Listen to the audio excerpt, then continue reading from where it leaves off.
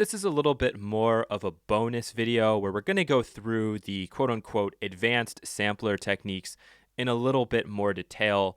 The video that I believe was two previous to this one was the one where we made like the drum machine and you saw like the little drum beat I was able to come up with using MIDI. If you're new to music and you're new to samplers, some of that might have gone over your head. So I want to approach this from more of a grassroots level, a step-by-step. It's probably going to be a pretty lengthy video, but at least you'll be able to understand the reasoning behind every move that's being made, which is what I kind of want you to get, especially if you're new to making music. You don't just want to do something for the sake of it. You want to understand what you're doing. If you understood everything in that video, this optional video, it may not be for you because we're really just going to rehash some of those same theoretical ideas, just do so in more detail. So let's go ahead and jump into it. I'm just going to bring in a sampler here for now.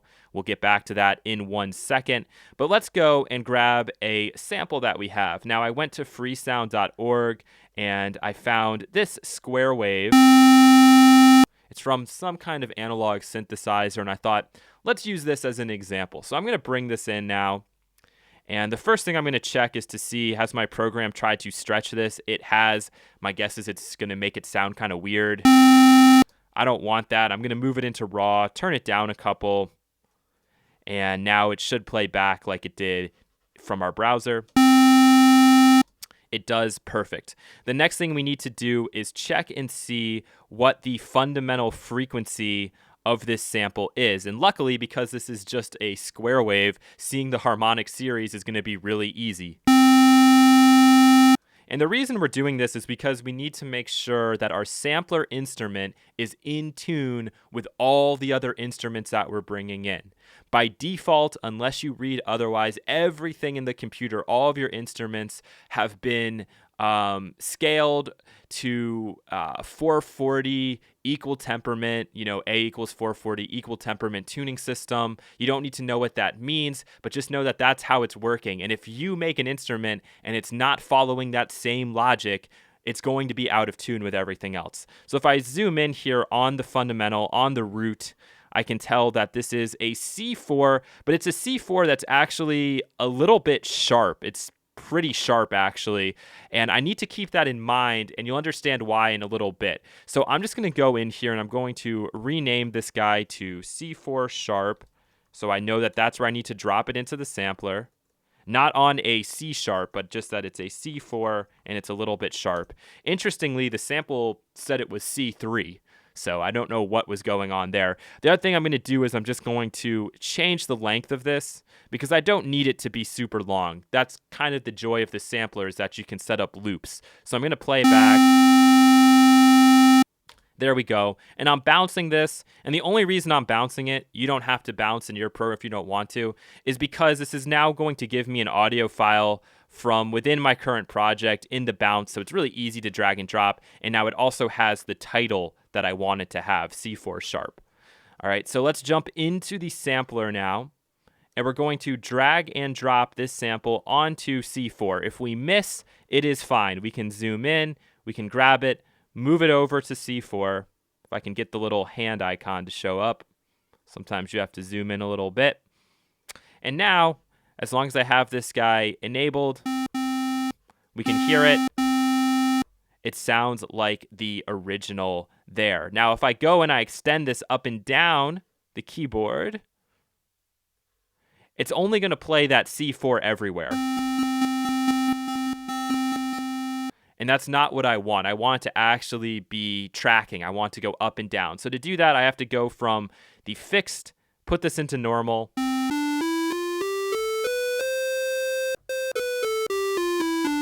And now it's tracking up and down within this 2-octave range. Remember, it's all about getting it in the right place to begin with. You can take the shift key and that will move it by semitones. So like if I, for some reason, knew that this note I'm playing right here wasn't a C4, it was something different and I needed to get it to C4, I could always change this.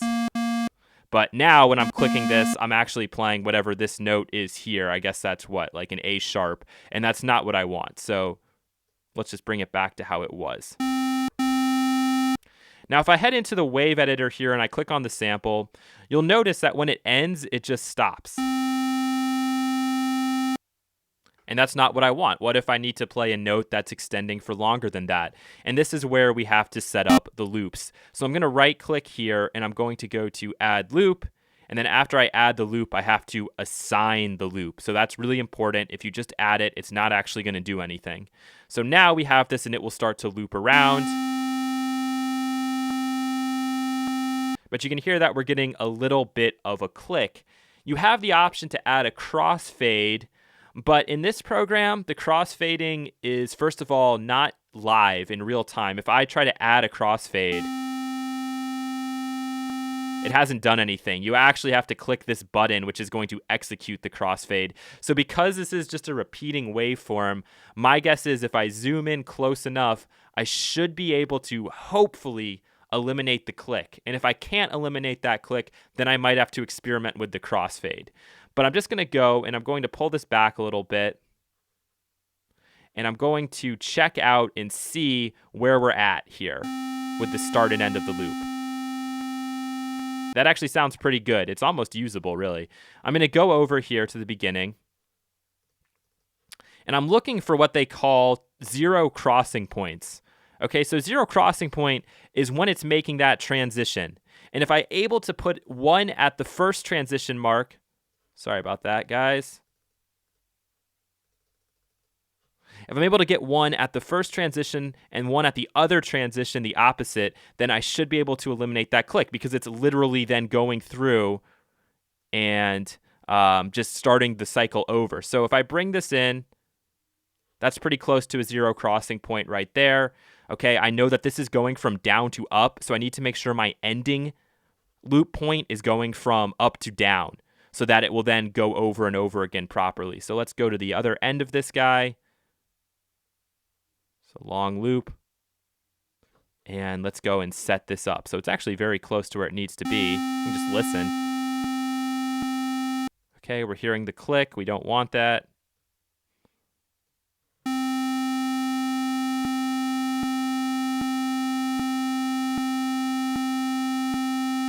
And sometimes here is where you really just have to experiment a little bit.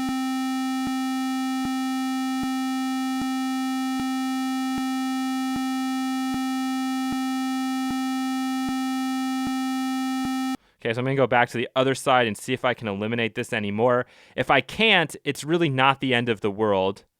I'm going to go back and just see.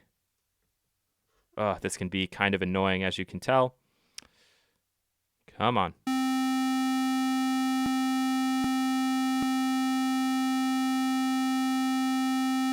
All right, and just by fading back, I was able to find a perfect spot. You hear absolutely no click at all. So some of it is just finessing it. And I think this is actually going contrary to the logic of how this should work. Let's see. This is going from up to down. Oh, I put it in the wrong way. That was what the problem was. I was having it repeat that same cycle. Yep. So now you can see we have the inverse, one starting here, one's ending here.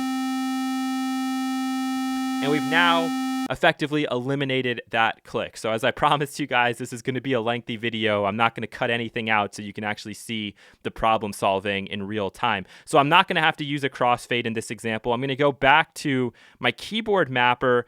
And now what I'm going to do is I'm going to take the tuning. So this is the tuning in cents. So between every semitone, there's 100 cents. We know that our C4 was sharp, meaning that every note is going to be sharp if we're playing up and down the keyboard. And I'm going to pull this down a little bit and see if it sounds okay. So I'm going to pull it down by even maybe as an extreme as 15 to 20 because it was very sharp if you saw.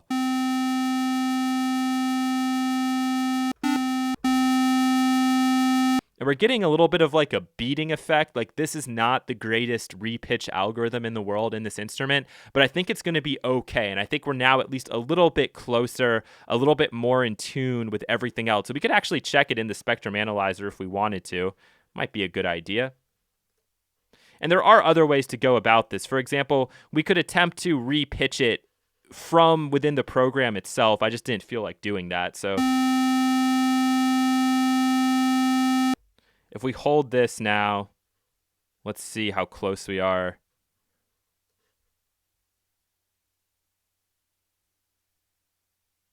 Okay, we're a little bit closer. I'm even going to take it down a little bit more. And depending on the style of music you're making, the synthesizers being kind of out of tune might work. Analog synthesizers, if you aren't familiar with them, they go out of tune. That's just a nature of the beast. It's just like they can't, the oscillators themselves are going to just move a little bit over time. You can try to go in and service them, or you actually have to manually mess with the tuning of it to keep it in tune with everything else. But in this example here in digital, we should be able to get something pretty close. Okay, I'm happier with that now. So the next thing I'm going to do, and this is where it gets new and becomes something we haven't looked at before, is I'm going to actually duplicate this. Okay, I can click on this guy and I can choose to duplicate the groups, which is just going to mean duplicate this one sample. So I duplicate it. I'm going to duplicate it a couple more times. And right now it's just going to sound louder. But where this becomes fun and interesting is when I start to change either the shifting or the tuning. So let's take one of these guys and let's put it up an octave. An octave, you could hear when I went to 13 then, a little bit more dissonant. Let's take this one, let's move it like up a fifth, which is 7 semitones. And then let's take this guy and let's move him maybe down an octave. This guy's kind of loud, so I'm going to choose just this one, and I'm going to take the volume and I'm going to bring it down. And you can see that's only changed the one for now. And now to take this a little bit further, we can go for more of the classic detuned super saw effect by just messing around with these tunings a little bit. So I'll push this one up. I'll push this one down a little bit. I'll leave that one where it is.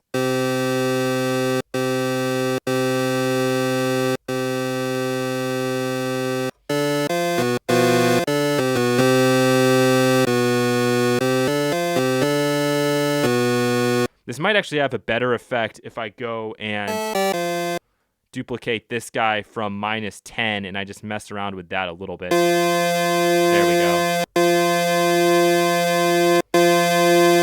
Let's do one more.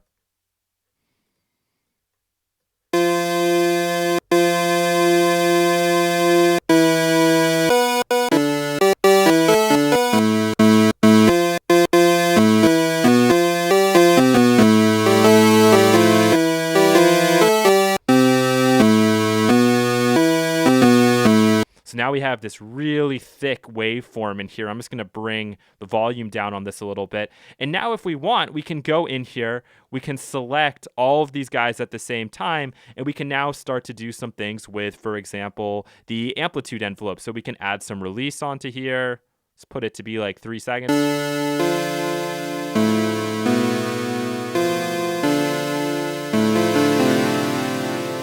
And if we want to get really crazy, we could actually go in here and individually change the panning. So remember, you can shift click and it's changing everything together. Or if you're on this manually, let's put the panning on this one over and put the panning on this one over the other way.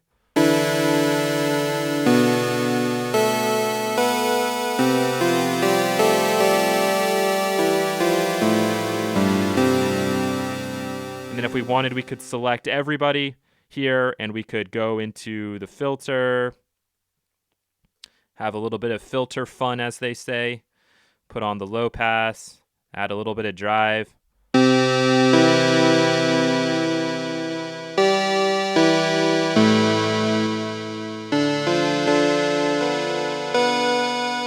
And then we could go in and, as I did before, we could take, for example, this is envelope 1, and we could put the destination to be the filter frequency, bring it up. Go pretty extreme with this, actually.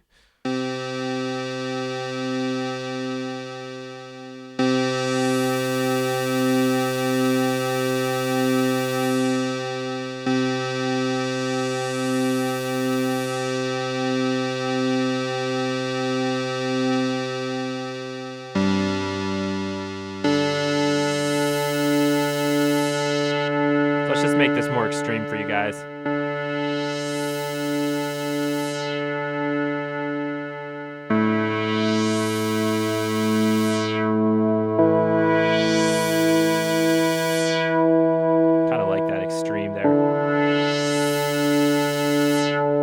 And we could use an LFO, for example, which is this guy over here, LFO1. Let's put that onto the resonance.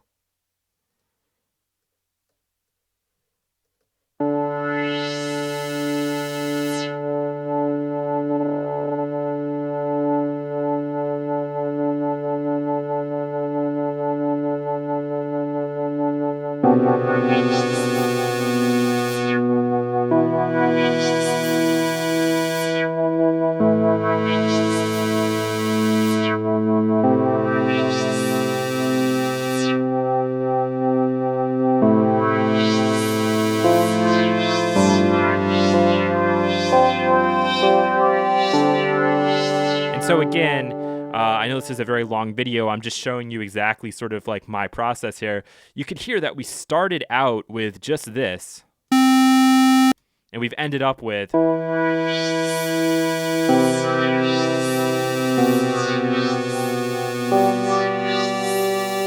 So that's the first example, again, duplicating the same sample over and over again right on top of each other so that you can add a little bit of diversity, throw in some detuning, and really, honestly, all it takes now is to have just a default like sawtooth wave, and you can create like a very analog sounding patch within a sampler, not even an analog synthesizer. So I think that's always something pretty cool and fun to mess around with.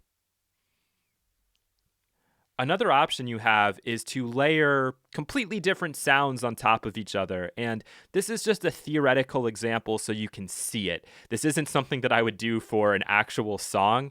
I mean, I might do it for a song, but I'm just picking a couple samples at random, so I'm not sure how well this is going to work. So let's take this sample here, and I'm just going to bring this on here.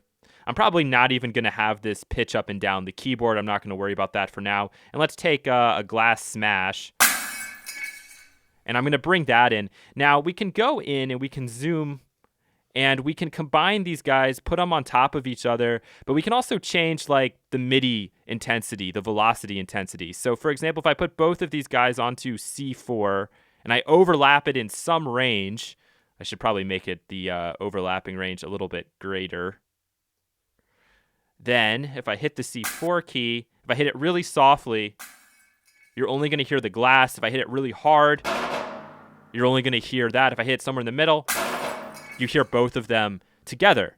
All right, so that's one option. Very simple. I know that this doesn't seem like it's revolutionary or groundbreaking, but it's really a very, very cool concept to be able to combine as many samples as you want in different sort of varieties. But the other thing you can just do, straight up, is put them both all the way up and down, and just have these guys overlap. And you can do this with pitched sounds and non-pitched sounds. So if you want to do it with pitched sounds, you'd go back, you'd find what the root key is, you'd put the root key in, you change this from fixed and put it into normal and mess around. So I'm just going to go again, and I'm just going to drag this up. I'm going to try and then select, sorry about that, guys. I'm going to select the other sample. I'm just going to pitch that on top of it. With this one, why don't we go in here and choose the normal algorithm. So you can hear that one is changing the pitch while the other is not. So that's something you could do. Let's just bring this down to C3. And then take this guy and bring it over.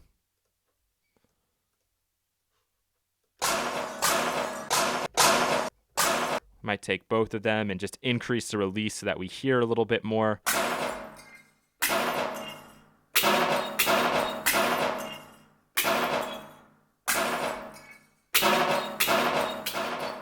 So you can really get kind of creative and fun. Like, that's kind of a fun thing to play, honestly. Just going around like...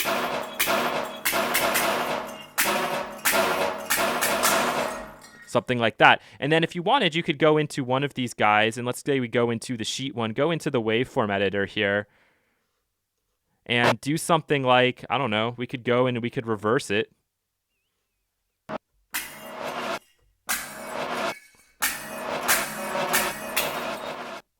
Something along those lines, or even just go in here and like mess around with the tuning on this guy.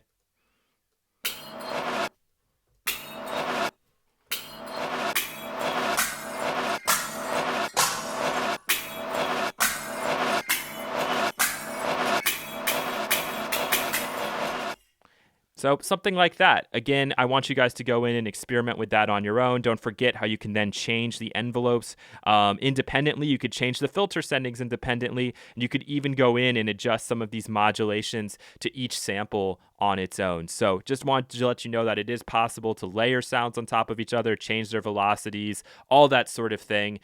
Really very flexible and leads to an unlimited number of sounds. And here in our final example, we're going to talk about loading in multiple drum samples all into one sampler so that you can create a drum part using MIDI as compared to just having to drag and drop out samples on the timeline. Now, this method isn't necessarily better than the other. It's just a matter of personal taste, really, and what is going to work best for you. So we'll bring in the sampler yet again. And this time we'll go into our samples and go into the drum samples. And the great thing about this really is that we don't have to worry about setting up any kind of pitch tracking unless we want to do that. So we can take this all the way down to like the C1 octave, which is typically where you're going to find drum samples, and just drag and drop a couple of these guys on here. So let's find a kick drum that we want to use. I want something kind of long, and you'll understand why in a second. Okay, that one seems like it's going to be the one to use. So I'm going to grab this kick cultivator here. I'm going to bring it into the C1. We can see that it's sitting here on C1. If I can find C1 on the keyboard, we can now play that guy back. So we have our drum, our kick drum. I could load that in. Next, let's look for some kind of a clap sound. We'll just use the classic. Bring that in. I'm going to put it on the D1. You could put it on a different note if you want them to be right next to each other. I tend to like just keeping things on white keys because I'm simple-minded like that.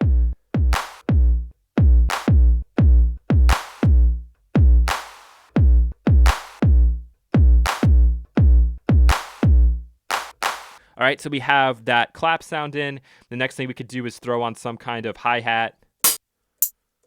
Again, we'll just go with the classic here. And I'll put that onto the E1 slot. Okay, so here is where it gets a little bit more fun and creative and where it's sort of up to you what you want to do with this. So one thing you'll notice is that by default, all of these guys are on a 0 release, meaning that right when I let go of the key, the sample stops. So you probably want to add in at least a little bit of a release so that you don't get any kind of like clicking. Still getting a little bit of a click there. Just going to type it in manually. Let's try 25. It should be 25 milliseconds. Perfect. But the cool part about this is now, if you hold down the key for the entire length, you'll get the full sample. But if you click and just release immediately, you're not going to get the full thing. So why is that significant and why is that really cool? Well, think about it from this side. If you were to do this manually by dragging and dropping the sample in, you'd have to create all sorts of variations. Whereas here, if I put in a MIDI clip and I go to my C1, I can change the length of how long this is being played.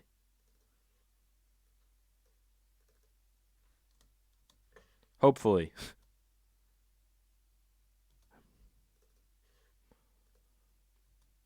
Okay, that's part of the problem. This thing isn't synced up the way you would think it would be. So I actually have to take these guys and put them down another octave. That's kind of weird. So we can have these two like cut off really quick.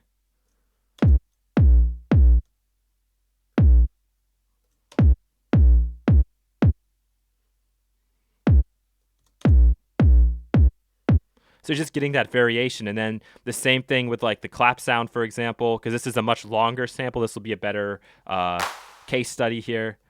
Let's put this up to like maybe 50.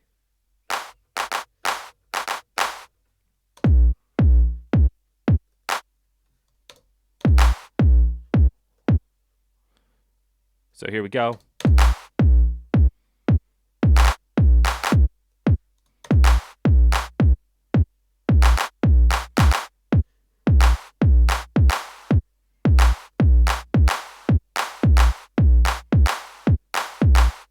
It's like what happens when you let a 5-year-old sort of start to click in drum parts.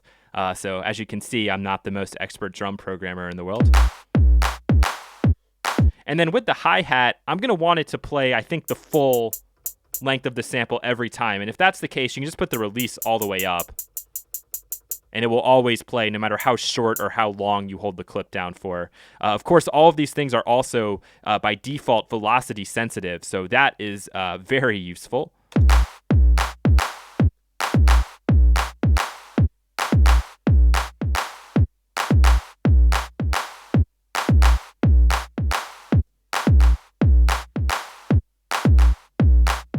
Just bring that up.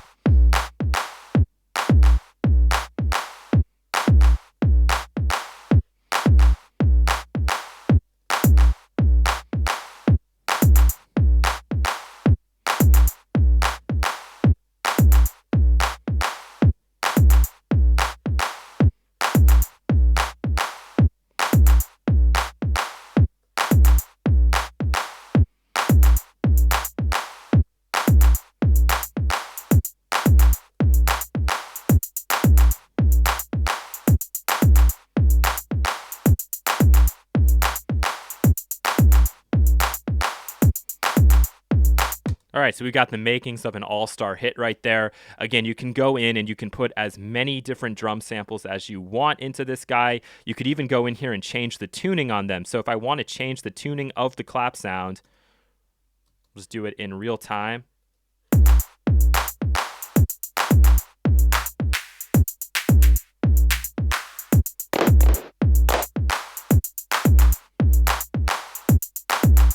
And remember, the other thing you could do, which is not a requirement, but let's say we wanted to like take this hi-hat and spread it over a larger part in the keyboard, we could go in and we could change this. Let's just choose like one of these different random ones here. Let's put it to like inverse quarter, okay? And now if I go and I change the hat and I play it, start to go up the keyboard with it, we're gonna get different tones, different pitches.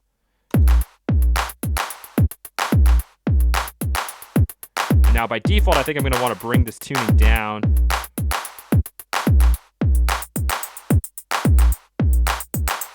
There we go.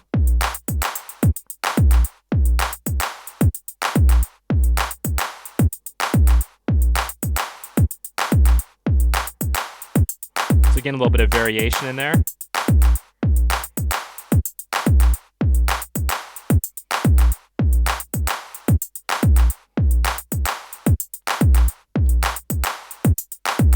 There we go. So it's kind of like adding this almost like syncopated feel just by then extending that hi-hat out. So there's really just so many things you can do and experiment with. And it's always a lot of fun. Like when I first started and put those kicks in, I thought it was going to sound like crap. Now I'm starting to like it. So you just never know what happens when you just sit down and try for a little bit. That's really all it takes.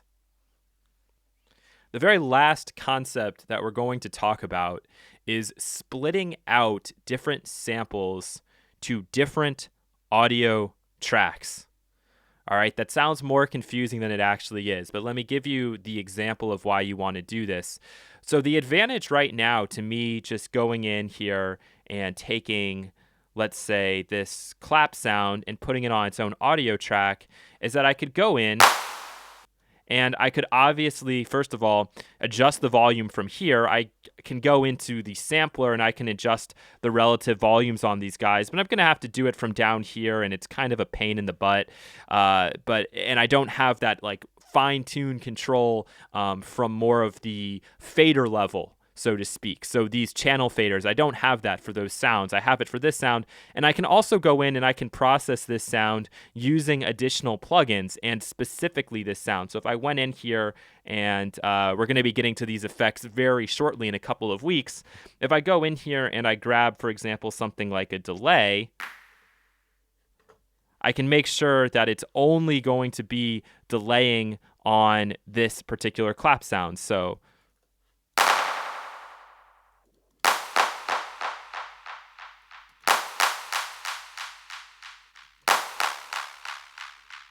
and if I took these same settings and I was to put it onto this instrument here on the sampler, it's going to apply that to every single sound, not just the clap sound. And maybe that's not what I want. That's going to be kind of too crazy. So if I bring it on here and we listen to it, That sounds absolutely terrible, but it might sound good to just have this effect on the clap. So in some programs, this is a lot easier to do than others. You're going to have to make sure that you consult the documentation for your specific DAW.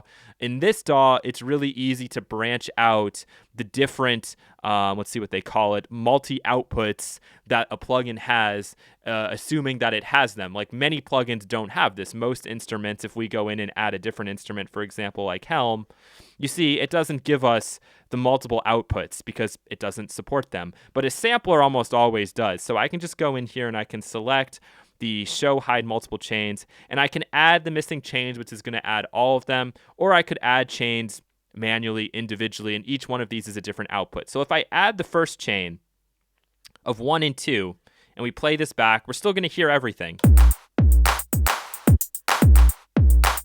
And you might wonder what's the reason for that. Well, it's because as of right now, everything is coming out of channels 1 and 2. We're not manually routing anything anywhere.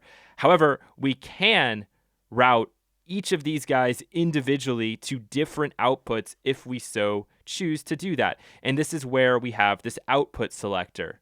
Okay, output, output, output, and I can choose where I want this to go. By default, everything is going through stereo channels 1 and 2, but maybe I want to put this out onto mono 1, maybe I want to put the clap out onto mono 2, and I want to put the hi-hat out onto mono 3. Now if I play back, we're not hearing anything, but you can see from up here, it is going out somewhere. We just need to have those guys set up and enabled. So I'm going to go in here and I'm going to add chains. And it might be easier to just add all of them because it's going to go through them in order. So I'm just going to go add missing chains. And now it gives us all of them. We're only using, let's see, it will show us what we're only using. We're only using this 9, 10, and 11. So I can go in and I can delete everything else.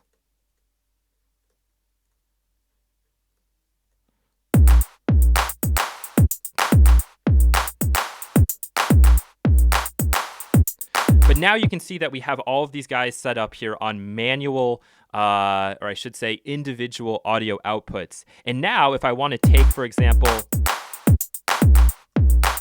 the hat and I want to pan it and turn it down,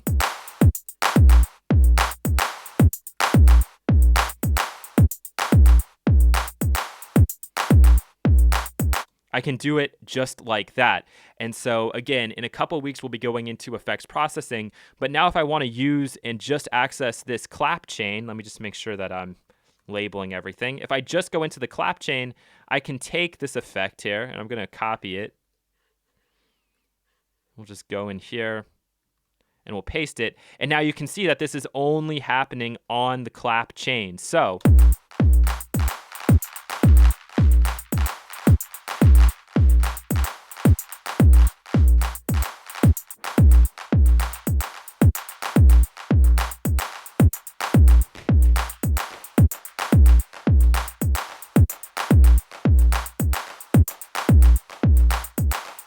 And so we could do processing in that kind of way. But if we wanted, the other real benefit to this is if we look at this from the other view, you'll really see it. We can open it up and show all of them, is that we can also apply processing to the drum group as a whole. So for example, let's say that I wanted to put on a peak limiter. And I don't want to put it onto the clap. I want to put it onto everybody.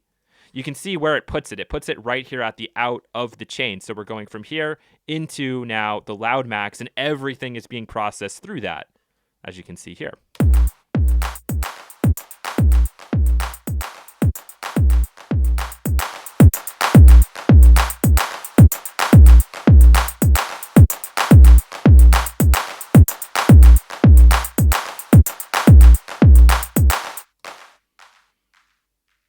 So those are at least some of the possibilities with this sampler. As I told you straight up at the beginning, this was going to be a lengthy video where you could see everything happening step by step. And hopefully now some of those concepts might make a little bit more sense. With this processing, if that's confusing to you, don't worry about it. We're going to be getting into all of that processing in a couple of weeks' time. And this is just something to kind of, I guess, whet your appetite for what's to come in the future. Thanks for your attention. I hope this has helped, and take care.